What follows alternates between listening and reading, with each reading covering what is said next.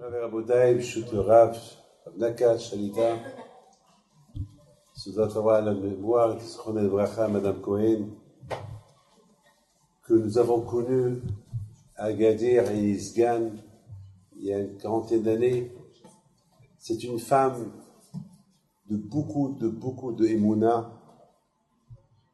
Enfin, vous savez, les Juifs qui habitaient dans cette petite ville, à Isgan, les deux grandes familles, disons les trois, quatre grandes familles qu'il y avait là-bas, c'est la famille Cohen, la famille Assaraf, la famille Etidgi, et encore la famille Amzalak. Et je vous donne la parole d'honneur qu'il n'y avait pas beaucoup de Juifs dans cette ville il y a une quarantaine d'années, mais cette petite synagogue où on allait prier, je donne la parole d'honneur, il y avait une kidusha dans cette petite synagogue. Il y avait peut-être minyan, 10, 11, 12 personnes. Parfois, il n'y avait même pas de minyan. On dirait qu'il y avait beaucoup, des millions de juifs dans cette ville-là. C'est ça, Rabotai, la bracha que Hachem a béni à Israël. Que lorsqu'à Israël, ils suivent le chemin de Akadosh Baruch Hu, Akadosh Baruch Hu, il donne une bracha et on croit qu'ils sont nombreux et ils ne sont pas nombreux. C'est la bracha. Bekat Hashem et Hashem. La bracha d'Hashem, c'est elle qui rend la personne riche. Et cette semaine, on parle de la paracha de la mort de Myriam. Et peut-être il n'y a pas de coïncidence dans la vie. La mort de Myriam, Hachamim disent que la mort d'une femme tzaddiket ou d'une personne tzaddik, ça fait pardonner les fautes comme par Adouma.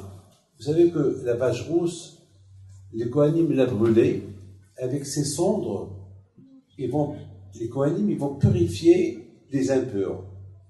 Ça veut dire qu'Am Israël doit être kadosh. Am Israël, il ne peut pas venir au Beth Amikdash s'il est impur. Donc il fallait qu'on jette sur lui des cendres de Paradoma. Il fallait. Sinon, il restera toujours impur et jamais il peut rentrer au Beth Amikdash. Il ne peut même pas faire des sacrifices, et surtout le sacrifice de Pessah. Donc c'est un problème. Et dans la même paracha, on nous parle de la mort de Myriam à Névéa.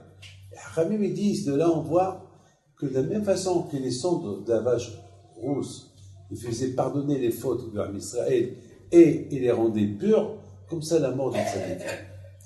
Et vous savez, Shlomo HaMelech, écoutez bien ce que je vais vous dire. Il y a Shlomo HaMelech qui dit comme ça. Amarti Hkema, Shlomo HaMelech, vous savez qu'il était l'homme le plus intelligent du monde.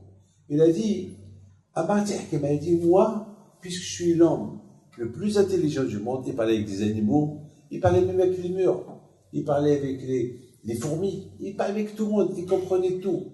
Il était prophète en plus, Hachem lui a parlé. Il voyait ce qui se passe dans les cieux. Il était même le maître de Hashmedai, qui était le roi des démons. Il était Hachem, je crois qu'une fois Hachem, il a dit, moi je suis roi sur le ciel, et Shlomo HaMelech il est roi sur la terre. Alors, pour vous dire, Hachem, il a donné un pouvoir à Shlomo HaMelech. Il a écrit 3 livres qui sont très importants. Kohelet, Mishlei, et bien sûr, le fameux livre de Shir HaShirim. Et en plus, il a écrit un livre de tous les médicaments. À son époque, il n'y avait pas de malade. Jusqu'à l'époque de Hizkiya, le roi, il n'y avait pas de malade. Celui qui était malade, il venait au Beth Amikdash, n'importe quelle maladie qu'il avait, on ouvrait le livre, on trouvait le remède. Il savait tout. Mais voilà la phrase qu'il a dit. Amarti Hkema, il a dit, puisque je suis Hacham et j'ai compris toutes les mitzvot, toutes les raisons de la Torah, alors maintenant, je vais essayer de réfléchir un peu, comprendre cette loi de la vache rousse. Parce que c'est une loi que personne ne comprend. Il n'y a que Moshe Rabbeinu seul, il connaît la raison. Aucun. Alors, il a dit, Amarti Hkema. Alors, je vais utiliser ma sagesse afin de trouver la raison pourquoi la vache rousse, elle purifie les impurs. Parce qu'il n'y a pas de raison, on ne comprend pas. Et elle purifie les impurs, et ceux qui sont purs, ils deviennent impurs. On ne sait pas pourquoi il faut la brûler. Pourquoi il fallait mettre, il fallait la brûler avec des verres? Il y a des milliards de questions. Enfin, jusqu'à connaître, je vous donne la parole d'honneur. Une fois, j'ai essayé de trouver une réponse, et à un moment donné, j'ai dit, ah super, ça je connais la réponse, et après j'ai eu une autre question, donc je me suis dit, David, si je te demande, il n'a pas compris ce qu'on dit, qui est-tu pour comprendre la raison. Même Hakamim, il n'y a qu'une seule personne, c'est Moshe Rabbeinu. Et c'est là, mes amis, la question. Pourquoi Moshe Rabbeinu, seul, il connaît la raison de la vache rousse? C'est une xéra. Même les goïms, ils se moquent de cette xéra-là. Parce qu'elle est incompréhensible. Il n'y a pas de logique. Il n'y a rien. Descendre. Pourquoi la brûler? On peut tourner autour des milliards de questions et jamais on ne saura des réponses. On va trouver des réponses, mais ces mêmes réponses qu'on va répondre, ils vont nous donner des millions de questions. Donc à la fin, on va rester sans réponse. Et le seul qui connaît la raison, c'est Moshe Rabbeinu.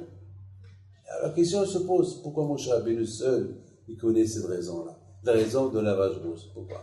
On peut dire, et te donner que, on peut dire que Moshe Rabbeinu, parce qu'il était Anav, Veish Moshe Anav Bikol Adam, Moshe Rabbeinu c'était un homme très humble, Ve'en la Torah niknit, et la bimish manurich atzmo alea. Et la Torah, on acquiert la Torah uniquement celui qui se donne, celui qui est Anav, c'est pas celui qui est la Gava. Adonai Malach Geoda, la Gava, elle appartient à Kadosh Baruch Hu, et la Torah, elle peut te rendre Baal Gava. La Torah peut te rendre orgueilleux. Beaucoup de fois, il faut beaucoup faire attention de ne pas tomber dans le piège de la Torah. Pourquoi? Parce que la Torah est tellement importante. Regardez tous ces tzadikim qu'on a eu, tous ces grands tzadikim. Qui a fait de ces grands tzadikim qui sont devenus des grands tzadikim? Ben, c'est la Torah. Mais d'autre côté, on te dit, il ne faut pas utiliser la Torah pour tes propres ambitions, pour t'agrandir avec. Non, fais attention. C'est d'un côté de la Torah, elle te fait élever, mais de l'autre côté, à toi de faire attention de ne pas tomber. Et Moshe Rabbeinu était l'homme le plus Adam.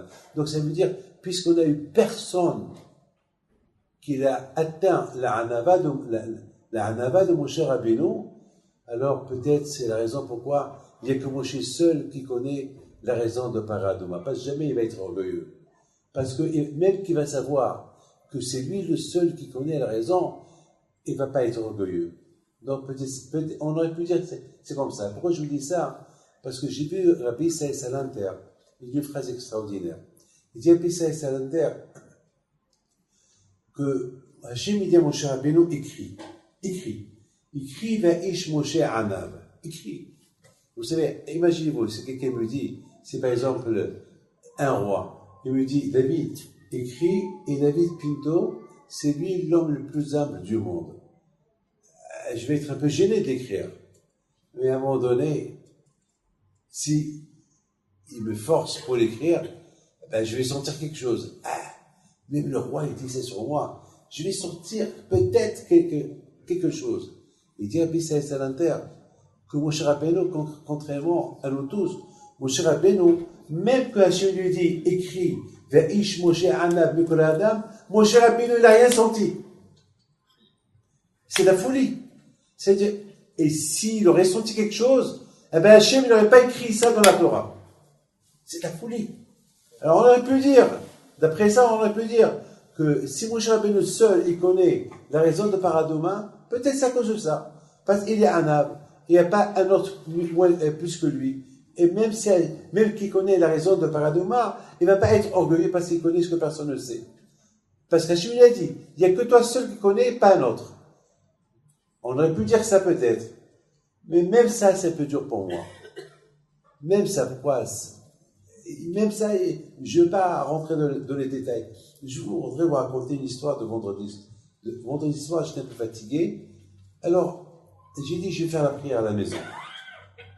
Il faisait chaud et j'étais avec les voyages, 3 voyages cette semaine, et j'étais fatigué. J'ai dit, je vais marcher jusqu'à la yeshiva, 25 minutes aller, plus le cours de Torah, pour venir dans la chaleur.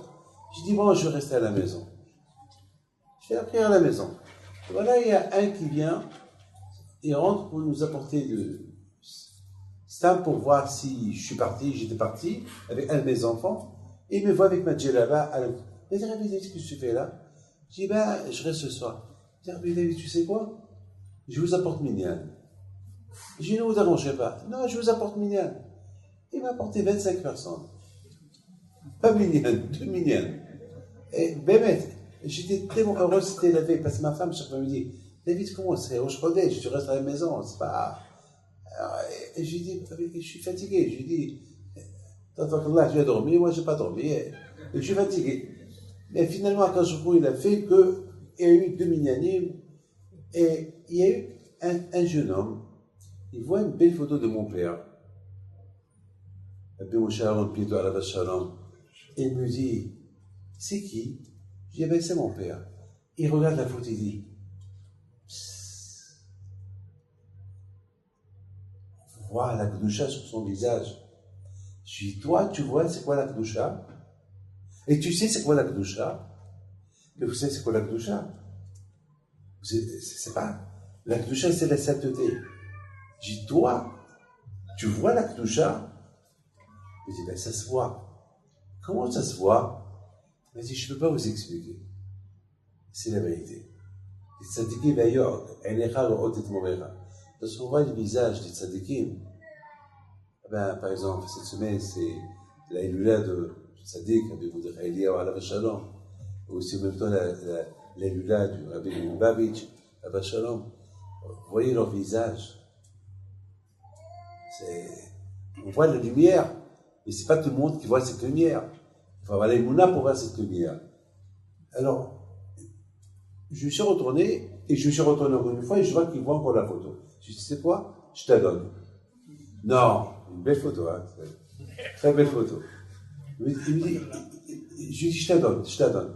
Il me dit, non, je ne peux pas, elle doit coûter cher, c'est pas grave, je te la donne. Première réaction que j'ai eue, si je lui donne, avec quoi je vais remplacer cet endroit-là? Une belle photo comme celle-là, comment je vais faire? Mais avec bon, quand je dis, après Shabbat, viens, tu la prends. Mais toi, Shabbat, je ne peux pas la toucher, c'est mon petit. Après Shabbat, tu viens la prendre. Après Shabbat, eh bien, j'ai honte de vous demander la photo, mais depuis vendredi soir, j'ai cette photo de ma tête, ben, j'y vais avec plaisir, du bon cœur, tu la prends. Mais je dis, où, Rabbi David, où vous voulez que je la pose? Je dis, mon fils, ça, c'est pas moi, je suis pas Moldave, c'est pas moi le propriétaire de la maison, c'est à toi de demander ta mère, là où ta mère elle veut, je ne peux pas te dire où la mère. Il a pris. Et chaque fois je passe au salon et je vois ce trou noir. Aïe, cette photo-là. Et avec mes enfants, j'ai dit, bon, mais allez, je l'ai donné de bon cœur, qu'il apporte bonheur. Alors, bon, le matin je me réveille, toujours ma réaction, alors je marche toujours, je dis bonjour à mon père. Moi je parle. Papa, ça va? Papa, il est décédé, il est déjà décédé, mais j'ai les mouna, il me regarde, c'est tzadikim. Papa, ça va, tu vas bien? Et même quand je vais au je dis bonjour, mon dernier fanecha, c'est un bonjour. On parle avec Akadosh Baruch Hu. On fait l'amida, on parle avec Akadosh Baruch Hu. Hachem sevatay tiftahu fi yagit elatera. C'est l'émouna, on a l'émouna. Celui qui a l'émouna, regardez ces femmes au Maroc, en Algérie, en Tunisie, qui allument des veilleuses. Qui allument. Vous savez, ici, on a ici, M. Seraf, Zacheletov, que sa grand-mère, la Lachbida, elle jeûnait toute la semaine. Elle coupait le jeûne le samedi soir jusqu'à vendredi soir. Le Shabbat était comme une malach, habillée en blanc. Quelle Iva, quelle... Eh, on a vécu comme ça. C'est comme ça qu'on a vécu là où on est venu. Dans la Mouna, Hachem, il faut le sentir. Comme une maman, elle sent son fils à côté d'elle, comme ça il faut sentir à côté. Et le bébé, il se sent bien dans les bras de sa mère. Comme ça, nous, on doit se sentir qu'on est dans les bras de Akadosh Baruch Hu. On se sent bien dans ses bras, parce que lui-même, Hachem, il se sent bien avec nous. Alors lui, s'il est bien, il se sent bien avec nous, nous aussi, on doit lui montrer qu'on se sent bien dans ses bras, nous aussi. Dans la bouteille, le matin, je vois, il n'y a pas de photo, je dis, c'est pas grave. J'arrive à l'Yeshiva, je fais ma prière, je termine ma prière. J'avais un cours de Torah dans mon bureau par téléphone, j'enregistre le cours de Torah, et on tape à la porte. C'est mon fils Yoel qui me dit, papa, il y a il y a tes mamans qui veulent te voir. Plus tard, papa, 1 minute. D'accord? Qu'est-ce qu'il veut? Et Rabbi David, j'ai une surprise pour vous. Quoi? Voilà, une surprise. C'est quoi? Une photo. Non. Une photo de mon père. Il me dit, Rabbi David, ouvrez. J'ouvre l'emballage. Il y avait une très belle photo de mon père peint. C'est belle peinture. Mon père et mon grand-père, les deux à la fois, belle photo. C'est que mon père, c'est que quand je vais au bout, il m'a pas donné que mon père, il m'a donné même mon grand-père à côté. Moi, j'ai dit une photo, je lui donne la parole d'honneur. Eh mec, hein, que le vendredi soir, j'ai dit à ce garçon-là, tu veux même la photo de mon grand-père, je te la donne. Il m'a dit non. Alors voilà, quand je me rencontre, je lui dis, non, on va une photo les deux à la fois. C'est l'Aïmouna. J'ai dit à ma femme, tu vois Viviane, je dis, regarde, Akadosh Baruch Hu, mais Bémet, c'est comme ça, Akadosh Baruch Hu. C'est comme ça, Akadosh Baruch Hu, c'est l'Aïmouna, c'est comme ça, on vit comme ça.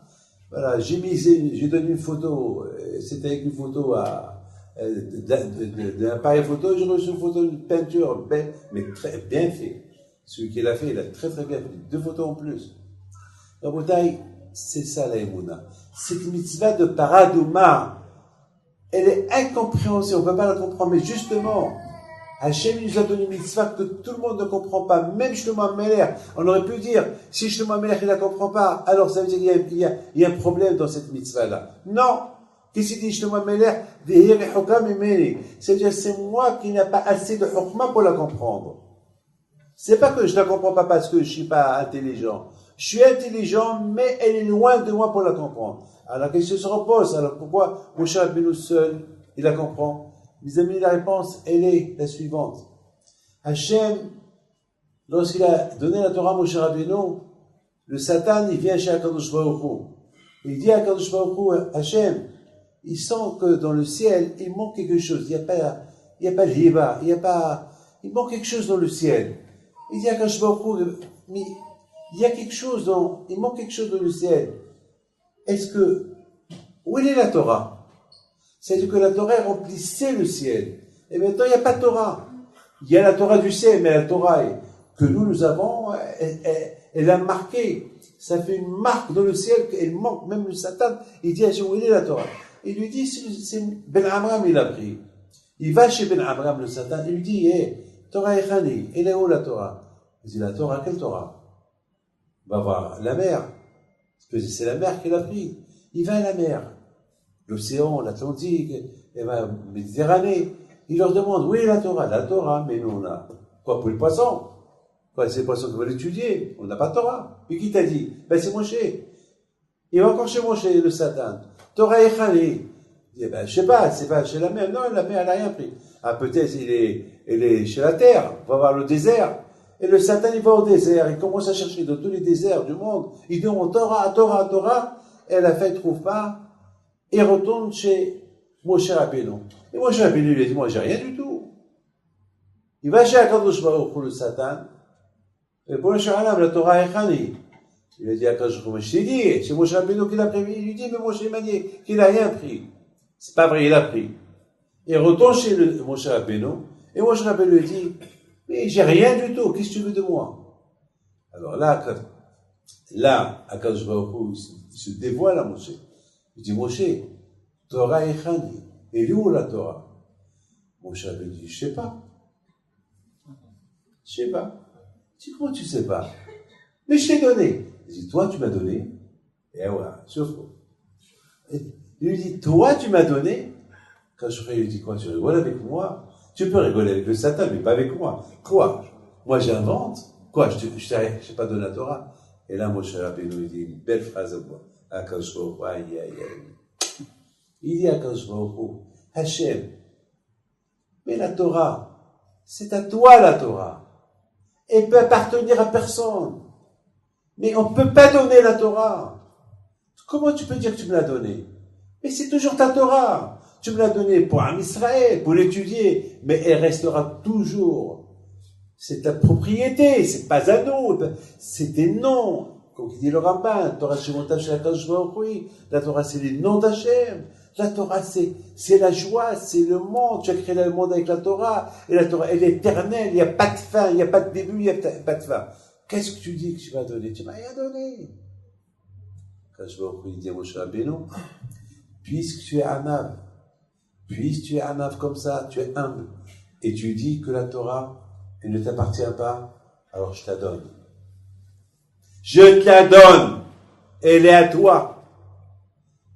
Zichru Sefer Torat Moshe Avdi. Et Hachem, il a dit à Moshe Rabbeinu, à partir de maintenant, écrivez dans les archives que la Torah, elle appartient exclusivement à Moshe Rabbeinu. C'est à lui. C'est à lui. Et il dit, Zichru, souvenez-vous le livre de la Torah de Moshe Rabbeinu. Ah, maintenant, écoutez très bien. Ah, maintenant, puisque Moshe Rabbeinu, c'est lui le propriétaire de la Torah, c'est pas normal qu'il ne connaît pas mitzvah de paraduma. C'est pas possible. Puis Hachem lui a donné. Alors quand je a dit, puisque je lui ai donné, je suis obligé de lui dire. On ne peut pas me donner une clé d'un coffre et on ne peut pas me donner un coffre et on ne me donne pas la clé du coffre. Alors quoi ça sert le coffre? Stam, avec des moteurs, pour le voir. Non, je veux la clé pour ouvrir le coffre. Hachem, il a donné tous les secrets, même ce cours que je suis en train de vous donner, il a déjà enseigné à Moshe Rabbeinu. Il a enseigné à Moshe Rabbeinu tout. Parce que ça lui appartient. Puisque Hachem, il a donné à Torah Moshe Rabbeinu, automatiquement, Moshe qui fait Torah Misinaï, tout est à lui. Tout est à lui. Si tout est à lui, c'est pas possible que tout est à lui, sauf les raisons de la mitzvah de Paradoma. Donc c'est obligé qu'il lui dit. C'est obligé qu'il lui dit. Donc c'est la raison pourquoi quand je vais dire Moshe Rabbeinu, Lecha ani omer, à toi je vais dire, mais pas à un autre. Parce que la Torah t'appartient. Mais lorsque Mashiach va venir avec Hachem, eh ben on saura la réponse. Mais entre-temps, on discute. On essaiera toujours de la comprendre. Et de la même façon qu'on ne comprend pas les raisons de Paraduma, on ne comprend pas aussi toutes les raisons. Regardez la bouteille. Cette semaine, j'ai vu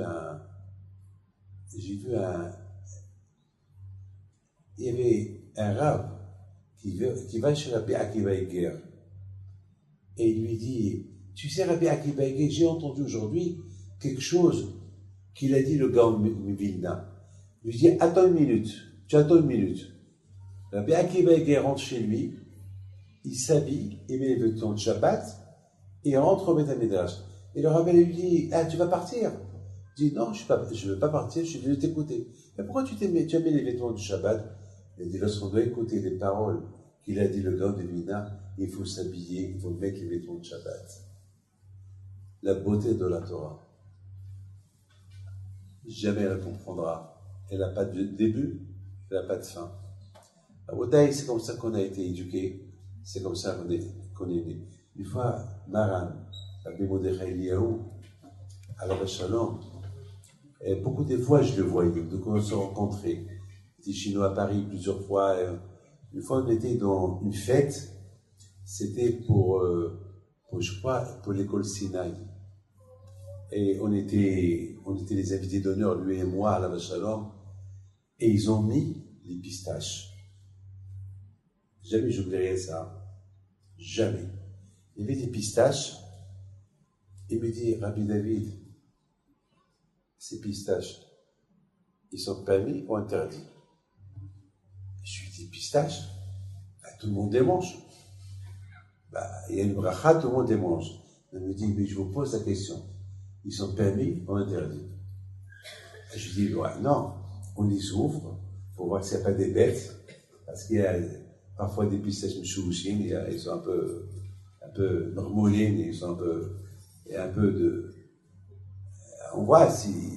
Il me dit, Rabbi David, c'est pas ça. Est-ce qu'on peut les manger ou pas?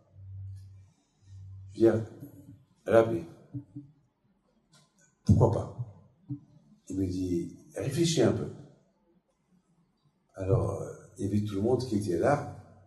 Alors, il demande à tout le monde, vous les mangez tous, hein? Il leur a dit, vous savez que c'est interdit de les manger? Pistache. Alors, personne n'a compris le fond de sa pensée. Mais il dit, qui les a grillés? Si c'est un goy, c'est Bichou le goy. J'ai vu jubiler ça. Je ne sais pas si vous êtes au courant de ça ou pas. J'ai dit alors quoi? On peut. Il m'a dit, il y a un safek de les manger. Si je suis sûr que c'est un juif qui les a grillés, alors je les mange. Bichou les houdis. Mais si c'est un goy qui les a, un non-juif qui les a grillés, c'est un bichou. Je dis quoi? Même griller le pistache, on dit bichou, pas bichou. Il m'a dit, oui, c'est bichou. C'est bichou. Depuis, je ne les mange plus. Depuis, sauf lorsque je vois qu'ils sont faits à Afoula, où ils sont faits, il y a le cachout. Mais en France, c'est un problème. Regardez Rabotaï.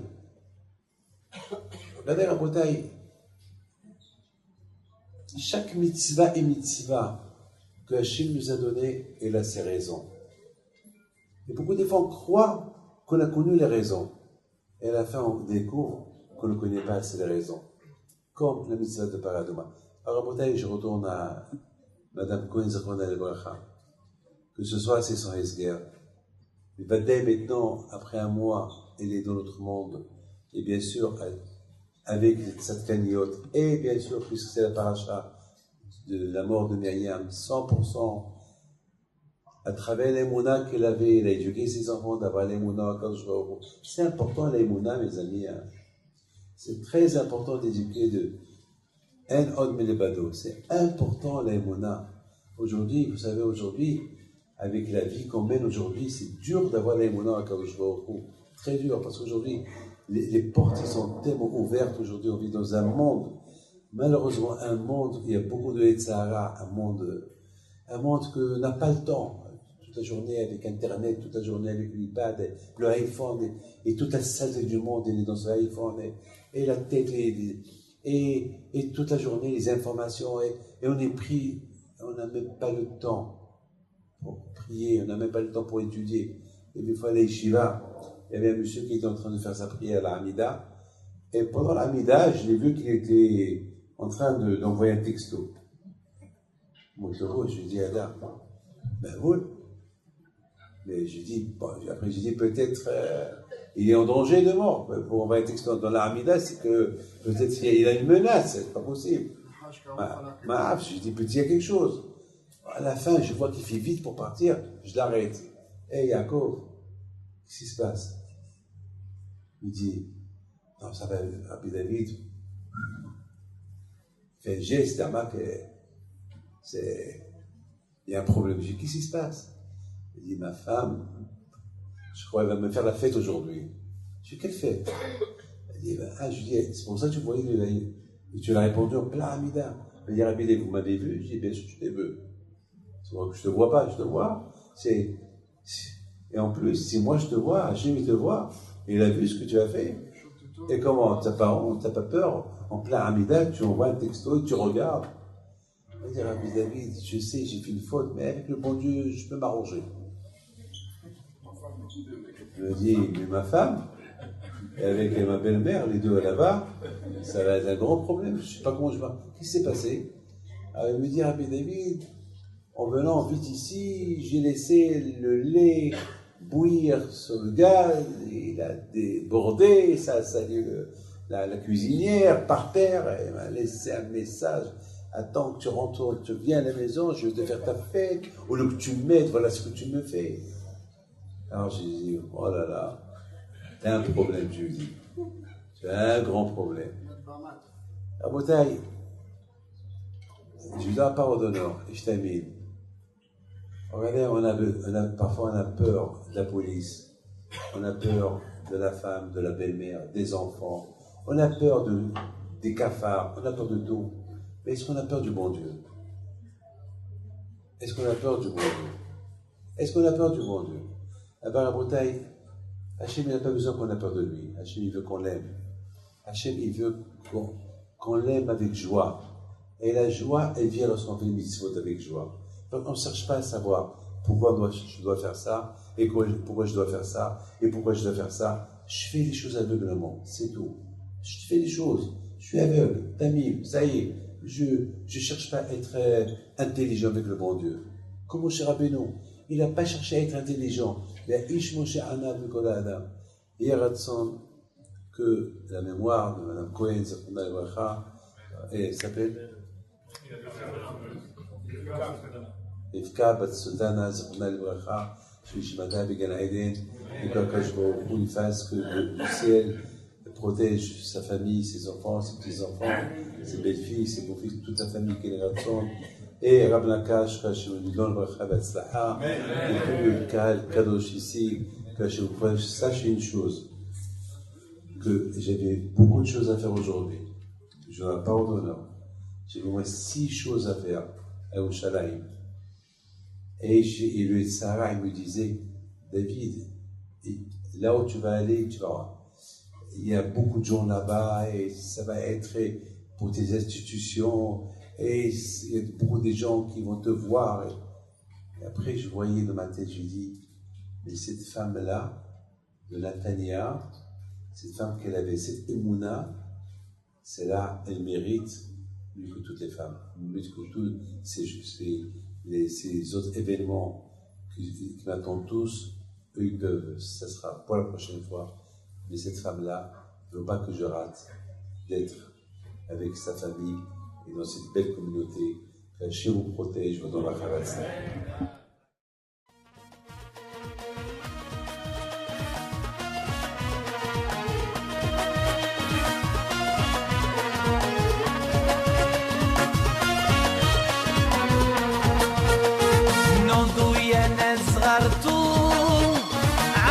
حيم بنتو وقف لنا زي خود